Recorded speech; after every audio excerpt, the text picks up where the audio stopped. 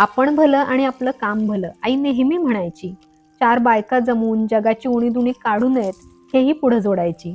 मुळात आडात नसल्यामुळं पोहऱ्यात असलं आलंच नाही. स्वतःचं झाकून दुसऱ्याचं बघायची हिंमत कधी झालीच नाही. प्रश्न मात्र सारखे पडतात. कोणाच्या अध्यात्म मध्यात कष्टानं कमवतो आपण, तरी बघणारे का जळतात? दुसऱ्याचं राहणीमान, पैसा, प्रसिद्धी सगळं यांच्या डोळ्यात खुपतं. दुसऱ्याला कोणी चांगलं म्हटलं तरी यांच्या पोटात दुखतं. स्वतःचं घर गळतंय तरी दुसऱ्याच्या वाईटावर टपलेल्यांचं काय करायचं?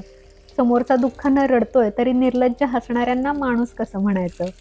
विश्वास ठेवा, अशानं फार काही मिळत नाही. असूया आणि मनःशांती यांचं सूत जुळत नाही.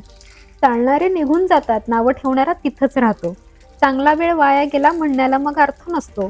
एकदा विचार करा, आपलंच काही धड नाही तरी आपण असं का वागतोय? द्वेष आणि तुलना सोडून आयुष्यात काय करतोय? तुमचा रुपयाही जात नाही. ज्याला जे हवंय ते करू द्या.